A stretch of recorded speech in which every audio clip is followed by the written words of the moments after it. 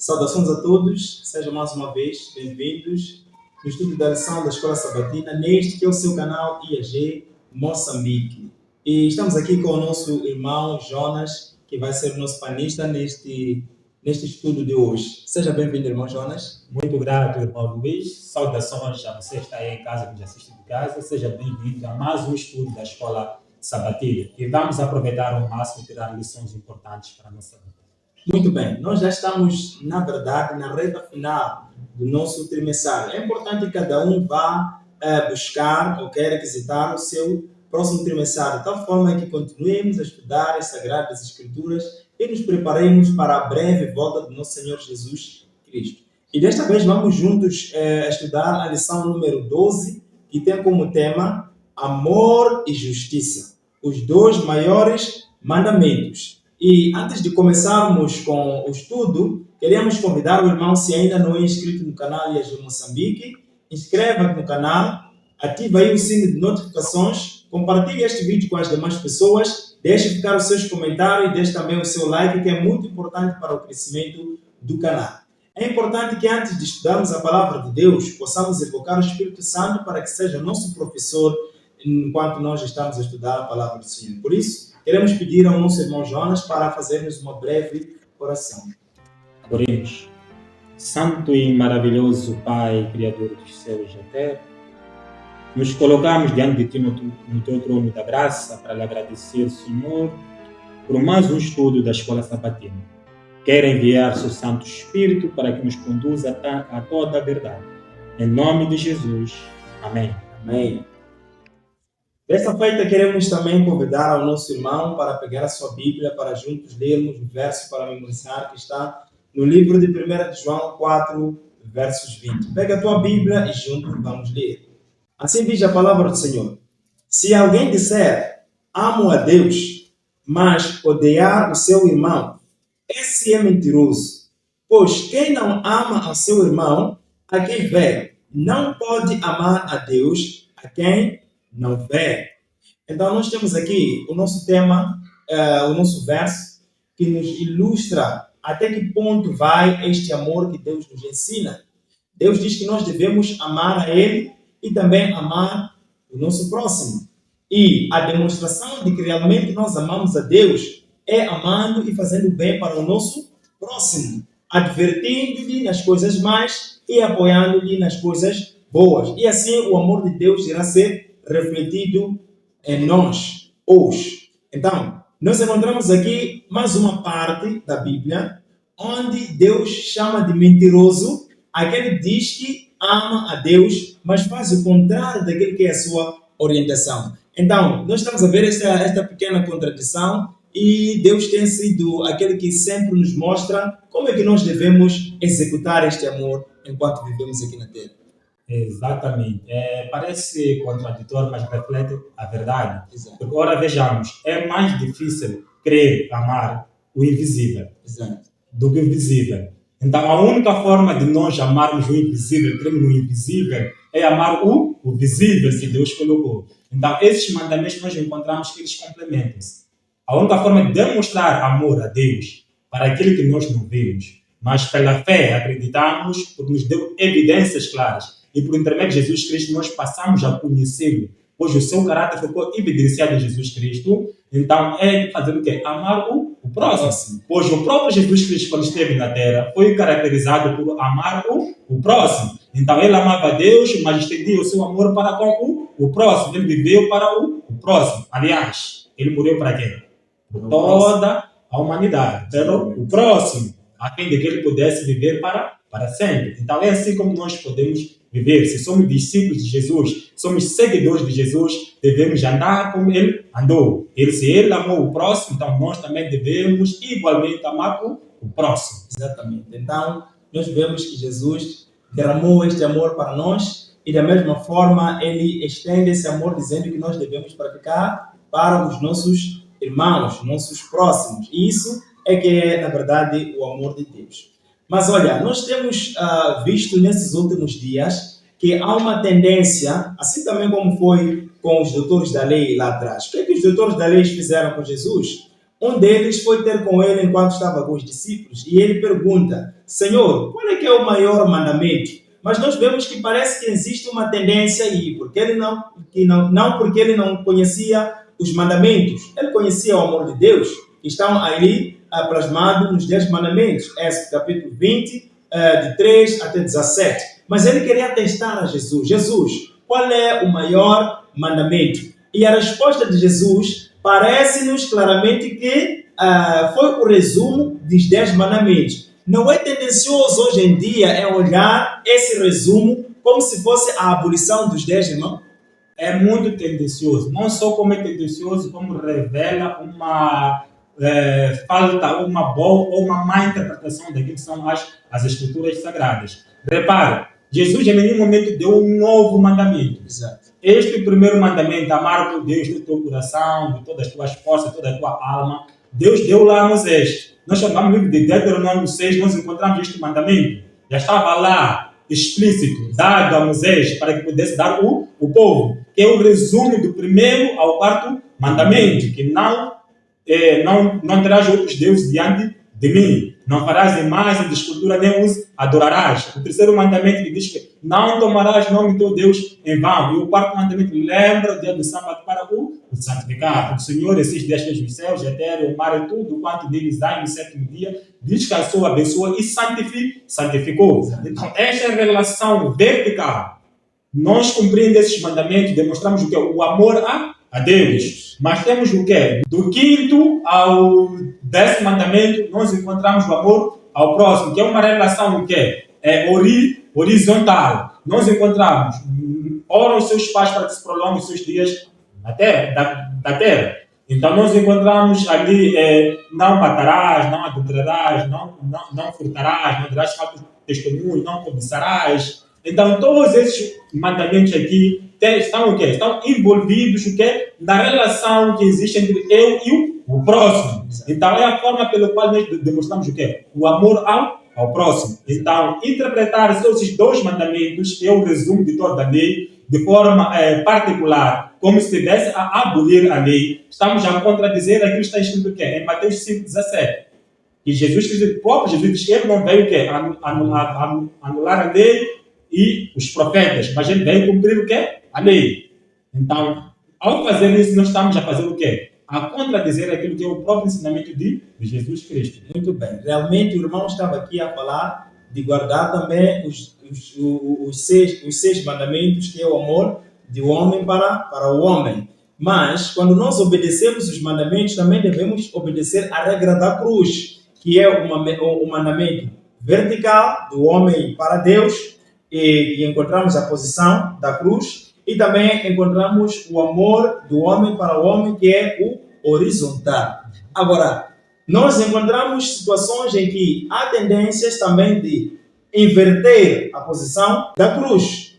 Então, muitos hoje têm dito o seguinte: tu tens que amar ao seu pai, à sua mãe ou o próximo, porque estes são os teus deuses, ou é o teu Deus. Porque a Deus tu jamais verás, mas verás o teu pai e também verás a tua mãe. E estes é que são os teus deuses. Qual é a relação que nós podemos encontrar aí entre a cruz e a guarda dos mandamentos, com a tendência que tem hoje em dia de inverter esta cruz, este amor? Exatamente.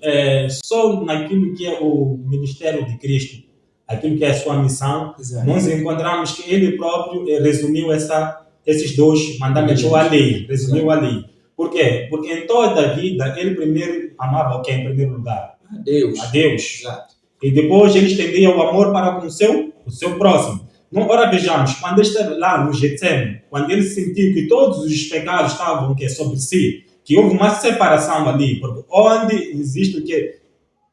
O pecado afasta o quê? Nos afasta de Deus, ou afasta o homem de Deus. Então nós encontramos que Deus, o quê? Ali houve uma ruptura. Então Deus afastou-se porque Jesus carregava os pecados de toda a humanidade. Vejamos só o que Deus disse. O que Jesus disse assim que é. Ele disse: Deus meu, porque me desamparas. Mas antes daquilo, diz: Pai, se possível, livre de mim este caso. Mas todavia seja feito o que é a sua vontade. Então ele subjugou aquilo que era a sua aflição mas para a condição ou o amor do pai, para aquilo que era a obediência ao pai. Ele foi dado um não, mas ele recebeu um não para a sua vida como se fosse um sim. Exatamente. Porque muitas das vezes o não tem de vir como um sim na nossa vida, como uma afirmação. Todo mundo gosta do sim. Sim. Sim, pai, peço isso, está aqui. Mas o não é um não que vem como um sim para o teu próprio bem. Exatamente. Então Cristo precisava passar por aquela aflição, por tudo quanto ele passou, para que nós pudéssemos ser o quê? Remídio, para que se cumprisse aquilo que era o plano da redenção, que muito antes da fundação do mundo havia sido o quê? Desenhado. Então nós encontramos ali que Deus, ou Jesus, na verdade, ele cumpriu esses mandamentos. E voltando para aquilo que é a má interpretação das pessoas hoje em dia, que olham para o pai, olham para a mãe, ou para quem quer que seja, como um Deus, ou no lugar de Deus, nós encontramos que isso é idolatria. É a transgressão do primeiro mandamento. Diz: não terás outros deuses diante de mim. O que é um Deus? É tudo aquilo que nós colocamos no lugar de Deus. Então, ao fazer isso, nós estamos a transgredir o quê? A relação, ou vertical com Deus. Exatamente. E estamos a priorizar aquela relação, o quê? Horizontal. Então aí acabamos caindo na idolatria. Da idolatria. Idolatrando nosso pai, já estamos a cometer o pecado. Exato. Então nós não podemos cair nessa idolatria, porque quando nós lemos a palavra do Senhor no Novo Testamento, no livro de Coríntios, deve ser 2 de Coríntios, nos diz claramente que nós devemos obedecer aos nossos pais, obedecê-los no Senhor. Então tudo quanto eles nos dizem, nos mandam fazer, devemos ir às Escrituras para ver se realmente isto vai de acordo com aquilo que é a vontade de Deus ou não. E não devemos idolatrar dizendo que como é pai, então tudo eu tenho que obedecer. Estaríamos também a cair num grande engano. Então nós encontramos aqui estes 2 mandamentos, conforme o irmão já havia começado a falar aqui, que eles foram resumidos, ok? Do quê? Dos 10 que haviam lá atrás. Mas, quando Jesus foi tentado, para saber qual é que era o maior mandamento, então nós encontramos que as pessoas têm como tendência observar os mandamentos de Deus por uma parte simplesmente. Então nós encontramos aqui um exemplo de um cego que já vinha cumprindo uma parte destes mandamentos. Quando nós vemos, por exemplo, no livro de Mateus, capítulo 19, quando nós vemos, por exemplo, no verso 18, Jesus fala com um cego, dizendo o que ele devia fazer para poder herdar o reino dos céus. Então Jesus começa dizendo, começando pelos 6 mandamentos lá mais abaixo, diz que tu deves fazer o quê? Deves obedecer os seus pais, isto, mas aquilo ali. E qual é que foi a resposta deste cego? Ele disse que tudo isto eu já venho fazendo desde a minha infância. E se eu venho fazendo desde a minha infância, então praticamente já não me falta nada para herdar o reino dos céus. Mas Jesus foi mais adiante. Ele sabia que este homem que já vinha fazendo essas coisas. Então Jesus lhe diz claramente: vá e venda todas as coisas, e venha ter comigo agora, tu terás o reino dos céus. Parece que a reação deste homem não foi de agrado, né? O que estava por detrás dessa insatisfação na resposta de Jesus? Na verdade, este homem, ele acreditava na salvação pelas obras. Okay. E muito mais, ele dava aquilo que subdejava da sua fortuna. O coração não estava inteiramente ligado a Deus. Então eram sobras que aconteciam. Eram sobras que aconteciam. Por isso que quando Cristo quis lhe dar aquela que é a vida eterna, Deus tendeu aquela que é a maior promessa que um ser humano pode ter, que é a vida eterna para ele. Então o que aconteceu? Ele entristeceu-se. Exato. Porque o amor a Deus não estava lá. Ele amava mais o Deus mamão, o amor a dinheiro, Deus de dinheiro, das riquezas, do que a Deus. Então, ele, na verdade, ele praticava o quê? A idolatria. Exato. Era a idolatria, porque ele amava dinheiro de a Deus, como antes referenciei. Tudo quando nós colocamos em lugar de Deus é idolatria. Então, esse aí, ele fazia isso. Podia dar aos pobres, podia repartir aos pobres, mas repartir aquilo que ele, na verdade, não lhe fazia o quê? Diferença na sua vida, não fazia falta na sua vida. Então, nisso, não se mostrava aquele que é o amor, o quê? A Deus, o amor aperfeiçoado. Pois se ele tivesse, na verdade, o amor a Deus, ele teria optado mesmo naquele convite. Teria venido e teria se alegrado, porque ele deixava tudo quanto lhe ligava o quê? A terra, e abraçava tudo quanto lhe ligava o quê? Ao céu. Pois Jesus é a ponte de conexão entre o quê? Entre Deus e os homens. Exatamente. Então, esta é uma realidade que vai acontecendo até nos nossos tempos, onde as pessoas ficam equivocadas pensando que a salvação é, na verdade, pelas obras. Mas não, a salvação é pela graça. Porém, as obras fazem parte do nosso processo de santificação. Pois que esta é a religião de Deus. É a religião prática, exatamente. E veio só o contraste. Exato. Então, Jesus, ao passar, nos é dito nas Sagradas Escrituras, que um senhor de nome Zaqueu estava em cima de uma árvore. Ele anseiava muito o encontro com Jesus.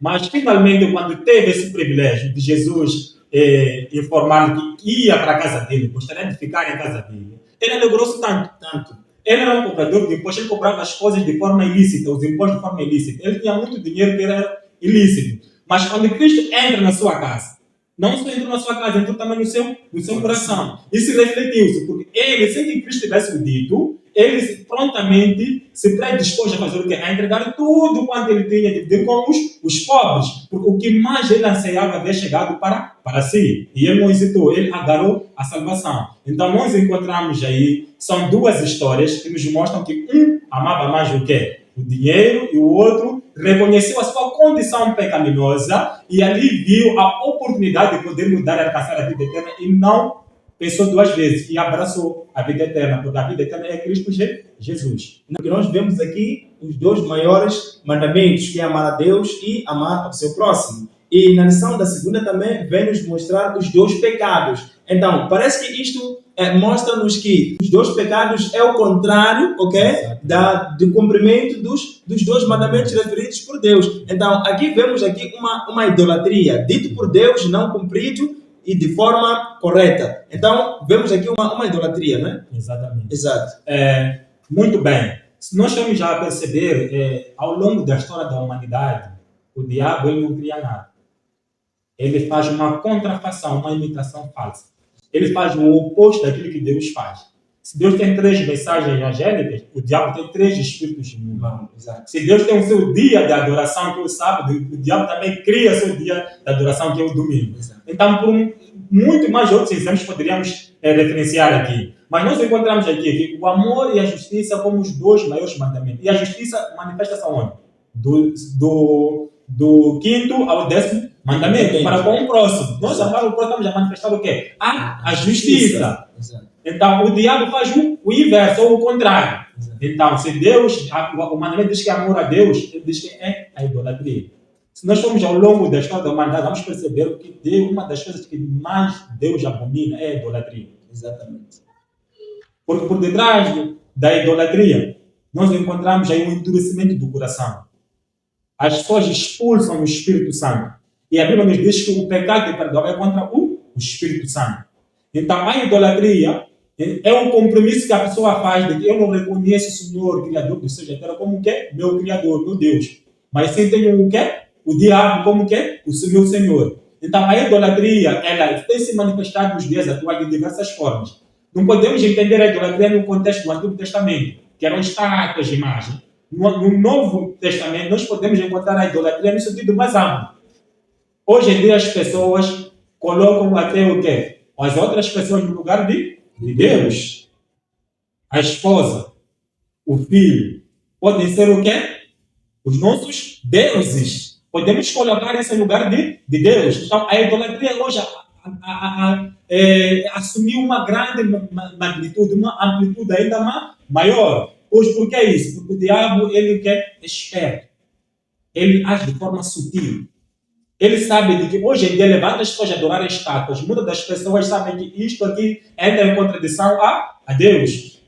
Mas leva as pessoas a amar as outras, alegando que até o próprio Deus diz que eu tenho que demonstrar o amor para o meu próximo. Então, ao fazer isso, ao colocar ele num status assim, não estou a agir também em desrespeito ou não em conformidade com a lei de Deus. Mas, na verdade, está a agir. Porque o próprio Cristo diz, aquele que colocar o quê? Que amar o pai e a mãe em vez de mim, mais do que eu, é digno do meu amor. Então, há aqui uma necessidade de nós nos afastarmos da idolatria, porque a idolatria, o diabo tem usado muitas das pessoas para desencaminhar e perder a salvação. E também nós encontramos o quê? A injustiça. Porque se a justiça, nós como bem dissemos aqui, manifesta-se no amor ao próximo, então, para nós deixamos de praticar esse amor, claramente nós também estaremos a praticar o quê? A injustiça. Por isso que hoje em dia nós encontramos que o amor de muitos esfriou. Exato. As pessoas veem o sofrimento da outra pessoa, mas não se comovem com o sofrimento das outras pessoas. As pessoas querem que tudo gire em torno delas. O egocentrismo é que gera essa injustiça. Porque enquanto Cristo viveu para os outros, e nós devemos viver para os outros, hoje em dia as pessoas vivem para elas mesmas. Exato. Isso faz com que as pessoas pisem a lei de Deus. Se nós formos a ver só as leis que governam o nosso mundo, os nossos governantes, eles lideram ou governam com justiça? Claramente que não. As leis que regem o nosso planeta hoje em dia, os nossos países, são leis injustas, leis imparciais. Aquele que tem dinheiro, aquele que se encontra numa classe social melhor que a outra, na verdade, ele tem direitos que os outros não têm. Eles oprimem o quê? Os órfãos, os aleijados, as viúvas, os pobres. Todos eles hoje em dia são oprimidos. Mas nós somos chamados aqui, como servos de Deus vivos, a fazer o quê? A restituir aquilo que é a justiça que o mundo vem perdendo.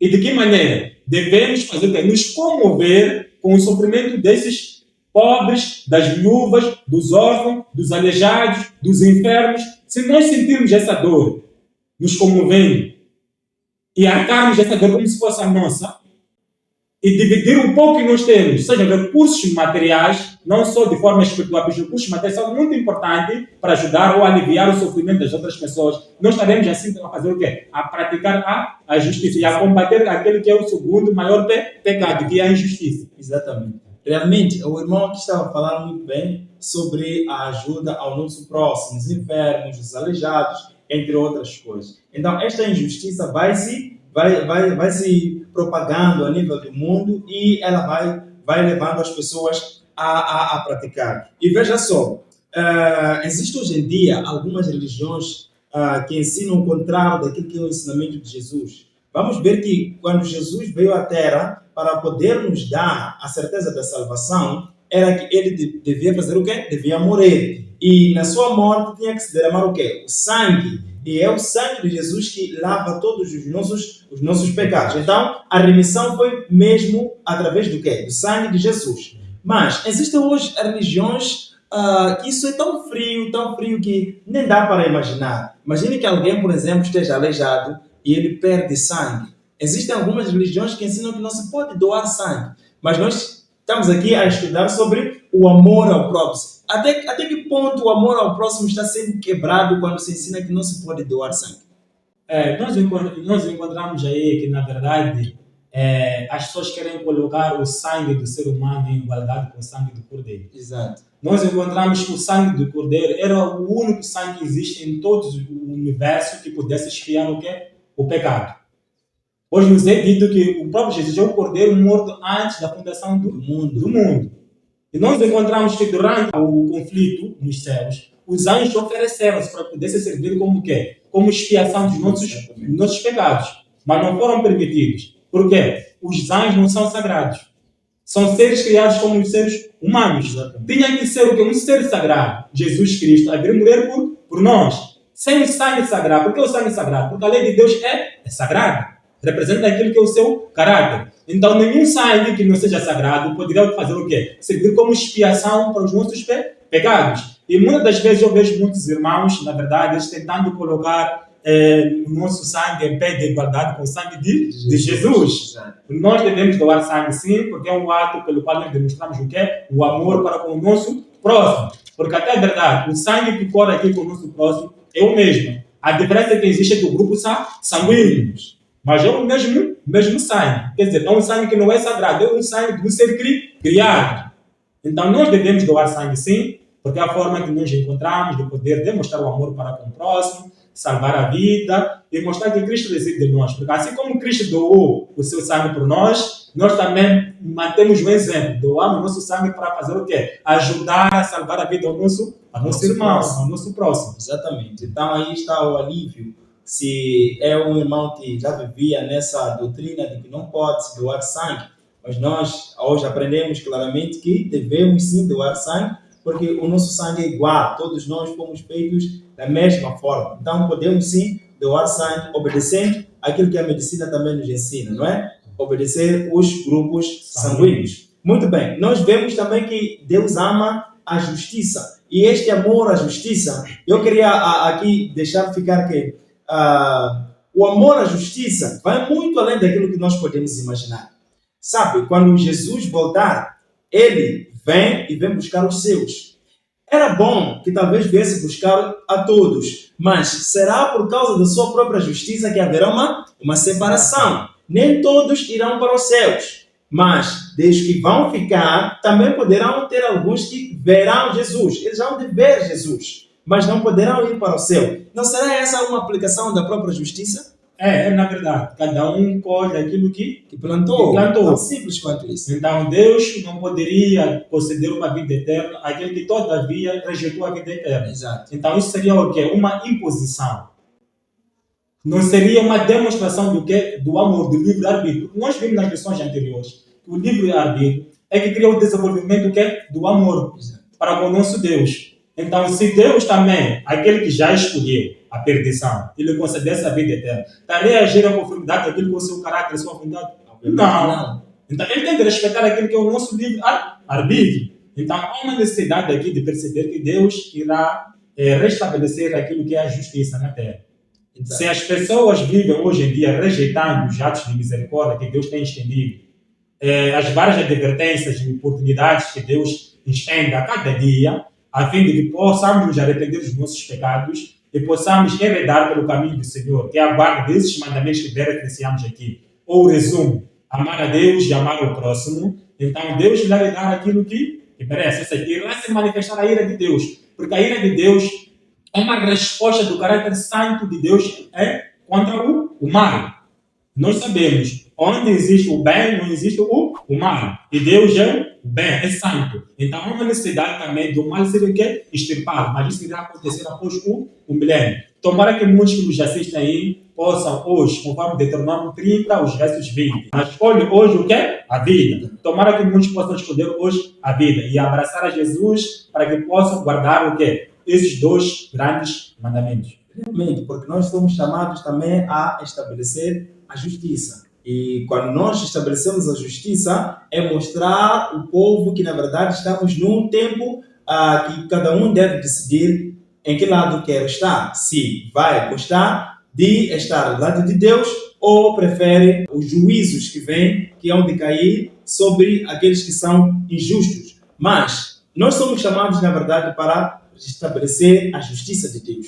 Quando nós lemos, por exemplo, no livro de Apocalipse, capítulo 14, lá para os versos 6, mais adiante, nós vemos que Deus, por ser justo, antes que se encha o cálice e seja derramado à terra, Deus chama a todos a uma adoração verdadeira. Quando nós vemos a primeira mensagem angélica, ok? Já vou aí convidar os irmãos para poderem acompanhar nossos vídeos que vem passando falando das profecias. Nos mostra que na primeira mensagem angélica, o povo de Deus, ok? Os chamados para estabelecer a justiça, deve chamar aos que estão fora do aprisco para uma adoração verdadeira. E nós não devemos ser hipócritas, devemos ser pessoas que vivem aquilo que falam.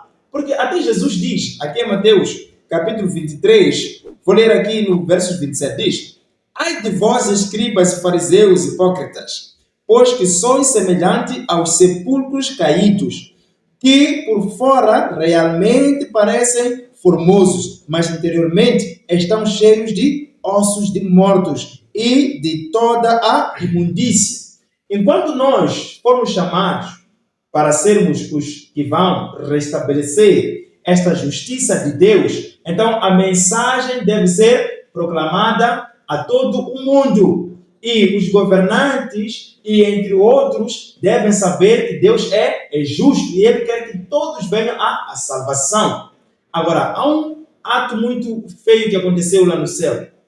Quando nós vemos que Deus ama essa justiça e Ele quer que nós restabeleçamos, muitos até têm como tendência em dar razão a Satanás por fato de ter suscitado o pecado. Porque o que na verdade aconteceu com Satanás? Ele cobiçou a posição de Jesus. Ele queria definir a justiça do jeito dele, é como se todos deviam estar de igual nível. Nunca pode ser possível. Será que a justiça que Deus nos manda a restabelecer é colocar o mundo todos no mesmo patamar? Aquilo que também Satanás queria, estar no nível de Jesus ou talvez um pouco mais. Será que é essa justiça que muitos esperam? Até muitos esperam que tenhamos um mundo que todos somos iguais, todos temos níveis sociais iguais, não há que haver a diferença. Não seria isso que Satanás também queria estabelecer lá no céu? Na verdade é isso. As pessoas pensam que o simples fato de Deus manifestar a justiça resume-se em todos nós sermos iguais. Temos a mesma vida. Esqueça que nós somos pessoas diferentes. Cada um é chamado para um propósito diferente. Temos dons diferentes. Então Deus dá o seu dom a quem quer que seja. Exato. Mas na verdade acontece isso porque muitas das vezes nós não somos gratos. As pessoas não são gratas. E por isso que eu dizia antes um pouco, é o egocentrismo. Exatamente. Na verdade, se eu for uma pessoa grata pela condição que eu me encontro, por aquilo que Deus me deu, eu jamais poderei olhar para isso. Exato. Por isso nós encontramos, ao pensar assim, também estamos a transgredir o que é um dos mandamentos, não cobiçarás. Porque enquanto eu me cingir pela vida de alguém como um modelo para poder ser a minha vida, aí estou a fazer o quê? Estou a infringir aquilo que é a lei de Deus. Então, para dizer que tudo está em volta do amor de Deus, que é a sua lei. Exatamente. Exato. Quando bem interpretado, quando bem estudado a lei de Deus, nós percebemos que essa disparidade social é importante para que se manifeste o que é o amor de Deus. O amor de Deus. Exatamente. Porque se existisse essa igualdade, seria muito complicado de fazer o quê? Manifestar o amor de Deus. Aquele que tem, como é que você poderia dar a alguém se você tudo tem? Exato. Então é necessário que uns não tenham e outros tenham para poder fazer o quê? Dar. E aí manifesta-se o quê? A justiça. Então há um equilíbrio. Ao suprir a necessidade daquele que não tem, até ali manifesta-se o quê? A justiça. E você mostra o quê? Aos mundos, nós somos o quê? Aqui é um palco. Exato. E nós somos os atores. Então, todos os outros planetas estão contemplando tudo que acontece aqui. Então, se um irmão está necessitado e eu vou suprir, eu vou aliviar o seu sofrimento, é uma oportunidade de eu poder mostrar o quê? Que Cristo reside em mim. Que eu entendi realmente o que é aquilo que Cristo vai fazer no mundo, que vai viver para o seu próximo. Até porque mesmo o pobre tem coisas que pode oferecer ao rico. Porque tudo não se seja como os bens que é materiais. Mas uma coisa muito importante, fala aí o livro de Isaías, de que quando nós estivermos lá no céu ou na nova terra, todos nós vamos trabalhar, mas ninguém trabalhará para o outro, mas para si mesmo. Para si mesmo. Então, vai terminar essas coisas todas. Então, cada um vai ter segundo a sua necessidade e nós seremos satisfeitos e alegres para sempre. É isto que nós devemos almejar. A vida lá no céu é muito melhor do que aqui na terra. Então, a terra será restaurada. Então, nós vamos ver uma outra realidade, porque Jesus prometeu que ele fará tudo novo. Então, é isto que nós devemos nos alegrar. Mas o amor de Deus nunca vai cessar. Nós devemos sempre amar ao seu próximo. Uma questão muito curiosa. Quem seria, então, esse nosso próximo? É uma questão muito importante. Exato. Estava a convidar os irmãos para que tomássemos a leitura no livro de Lucas 10, 29. Diz, ele, porém, querendo justificar-se a si mesmo, disse a Jesus, e quem é o meu próximo? E respondendo Jesus, descia um homem de Jerusalém para Jericó, e caiu nas mãos dos salteadores, os quais o despojaram e espancando-o, se retiraram, deixando-o meio morto. 31. E ocasionalmente descia pelo mesmo caminho certo sacerdote, vendo-o, passou de largo. E de igual modo também um levita, chegando àquele lugar e vendo-o, passou de largo. Mas um samaritano que ia de viagem chegou ao pé dele e vendo-o, moveu-se de íntima compaixão. E aproximando-se, atou-lhe as feridas, deitando-lhe o azeite e vinho e pondo sobre a sua cavalgadura, levando-o para uma estalagem e cuidou dele. E partindo ao outro dia, tirou 2 dinheiros e deu ao hospedeiro e disse-lhe, cuida dele e tudo que demais gastares, tu pagarei quando voltar. Qual, pois, destes 3 te parece que foi o próximo daquele que caiu nas mãos dos salteadores? E ele disse, porque usou de misericórdia para ele. Disse, por Jesus. Vai e faz da mesma maneira. Essa história aqui que acabamos de ler, que Jesus respondendo a uma inquietação ou uma questão que quem é o meu próximo, nos ajuda assim que é a entender quem é o nosso próximo. Muitas das vezes podemos estar um pouco inquietos quanto a essa situação, mas quem é o meu próximo? Será que resume-se só aos meus familiares, aos meus primos, à minha parentela? Na verdade, não. O meu próximo é todo aquele que necessita de quê? De ajuda. Todo aquele que necessita de ajuda é o meu próximo. Nós encontramos aqui essa história muito maravilhosa. Nós encontramos que o sacerdote e o levita, quem eram eles? São as pessoas que ministravam o quê? No templo. São as pessoas que conheciam o quê? A lei, viviam da lei. Então, deviam ser eles que podiam fazer o quê? Ajudar aquele jovem ferido, aquele homem ferido. Mas veio o quê? Um samaritano. Os samaritanos, nós encontramos, a Samaria é a capital de Jerusalém. Depois da divisão que houve do reinado do rei Davi, nós encontramos que houve uma divisão aqui. Então, houve a parte norte, que nós encontramos que é Israel, que tinha como capital Samaria. Nós encontramos a parte sul, que é Judéia, que tinha como capital Jerusalém. Então, os samaritanos, eles na verdade eram desprezados. Nós encontramos que ao longo dos tempos só foi a idolatria que vinha penetrando, afetando, assolando aquele povo, que é o povo irmão dos judeus. Mas, contudo, foi o quê? Um samaritano, que era desprezado pelos judeus, porque Jesus viria dos judeus, da tribo de Judá. E eles tinham o quê? A verdade, eram detentores das santas verdades. Mas foram eles que fizeram o quê? Deixaram aquele homem ferido à mercê da morte. Mas veio um samaritano e o ajudou. Quem entendia melhor essa questão do próximo? É o bom samaritano. Então, hoje em dia, nós temos que entender que o nosso próximo é todo aquele que nós encontramos, seja qual for o sítio que nós nos encontramos, que precisa de ajuda. Ao ajudar, então, é o nosso próximo. Até um animal pode ser o nosso próximo. Aí queria ser uma curiosidade. Então, para dizer que este mandamento de amar o próximo desde Gênesis, antes da criação da Eva, já havia para o Adão, né? Claramente. Um pouco antes de Deus fazer a Eva, Exato. Nós encontramos que o próprio Adão já amava o próximo. Quem era o próximo? Os próprios animais. Ele estava ali a brincar com os animais. Ele amava. No entanto, ele que deu o nome a todos eles, porque ele conhecia cada animal. Então, o próximo é só nós acharmos uma conjuntura do quê? Do homem, mas também os animais. Mas, infelizmente, hoje em dia, quantos de nós ou quantas pessoas têm parado para socorrer um animal? Praticamente quase que ninguém. Quase que ninguém. Mas nós encontramos que tanto o animal, tanto o homem, foram feitos de dois componentes, que é o pó e o fôlego da vida. Exato. Então é um dado muito curioso esse aí. Se o irmão não sabia, então fica a saber. Se encontrar um cachorro atropelado, leva-o, cuida dele, o procura a sua casa, para que ele também possa ter o socorro, porque o homem também precisa disso, o animal também precisa disso. Este é o nosso próximo. Então devemos amar o nosso próximo como forma de demonstrar que nós amamos a Deus, porque este é o que está mais próximo de nós e Deus, de forma invisível, ainda não vimos. Nós também podemos amar com a nossa fé e também demonstrar isso com o nosso próximo. Então, há uma frase que se tem dito, não é? Que eu gostaria aqui de compartilhar com os irmãos. Diz o seguinte: não faça ao outro aquilo que tu não gostarias que fizessem contigo.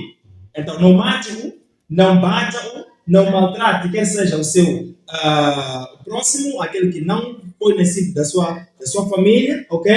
Talvez é pela primeira vez que vocês se conhecem. E também aos animais, não façam mal a ele, porque tu também não querias que fizessem mal consigo. Então, aí, a justiça de Deus vai se manifestar. Então, como forma de últimas considerações, irmão, compartilhando com os nossos irmãos, o que é que tinha a dizer quanto à questão da justiça de Deus? Exatamente. Esta é uma lição muito importante. E quero neste momento falar contigo, meu querido irmão, contigo, minha querida irmã, que esta lição é a voz de Deus chamando-nos a voltar ao primeiro amor. Nós temos que amar a Deus e amar sobretudo o próximo. Nós encontramos nos dias atuais o amor para com o próximo se tem esfriado. E principalmente dentro daquela que é a nossa congregação, nós temos visto que o amor entre nós até esfriou. A Bíblia nos diz o seguinte: quando amarmos uns aos outros, aí se manifestará o que? O amor de Deus em nós. E seremos o que? Aperfeiçoados. Então somos chamados agora a demonstrar o amor ao próximo, porque se nós não fizermos, teremos a ser o que? Mentirosos, conforme o verso fala. Diz aquele que diz que ama a Deus, mas não ama o seu próximo, ele é mentiroso. Porque como pode não amar o próximo? E mesmo assim dizer que ama a Deus é aquele que não o vê. Então que essa mensagem não sucumba em ti. Porque se assim proceder, ouvirás as palavras mais tristes que podem soar no ouvido de um mortal, que não te conhece. Apartai-vos de mim, vós que cometeis iniquidade. No livro de Apocalipse, nós encontramos na vinda de Cristo, faz menção à religião prática. Tive fome, me deste de comer. Tive sede, me deste de beber. Estive doente, me visitaste. Estive preso, me visitaste. Estive nu, me vestiste. Então as pessoas dirão, mas quando é que nós te fizemos isso? Aos salvos. Todas as vezes que fizeram, a quem quer que seja, um pequenino, vocês a mim me fizeram. E dirá também o mesmo ao quê? Aos ímpios, aqueles que Deus irá os destruir. Dirá que eu tive fome, não me deixe de comer. Estive preso, não me visitaste. Estive doente, não me visitaste. Estive nu, não me deste de vestir. Então dirão também, quando que nós te fizemos isso? De todas as vezes que tiveram uma oportunidade, viram alguém que passava por essas circunstâncias, não fizeram, a mim também não me fizeram. Então, que isso não aconteça contigo, querido irmão, porque Deus estende, através dessa mensagem, um chamado, uma oportunidade a abraçar o primeiro amor e a guardar a lei de Deus e amar o próximo como a si mesmo. Muito bem. Deus ama e Ele quer que nós também possamos amar. Quer a Ele, assim como o seu próximo. E Deus é um ato de misericórdia que no fim os ímpios sejam totalmente exterminados. A dar o quê? O amor contínuo àqueles que obedeceram e guardaram os seus mandamentos. Queres, irmãos, fazer parte deste grupo que no fim dirá: este é o nosso Salvador, a quem nós depositamos toda a nossa esperança? Então, este é o momento de abraçar esta mensagem e amar a Deus por todo o seu coração e também amar o seu próximo. Se ainda não é inscrito no canal, então inscreva-te no canal, ativa o sininho de notificações, compartilhe este vídeo com as demais pessoas, coloca aí o seu like e também deixe ficar os seus comentários que são muito importantes. Desta forma, queremos nos despedir com a promessa de voltarmos a nos encontrar na próxima semana, que Deus possa guardar a cada um de nós e nos vemos na próxima semana.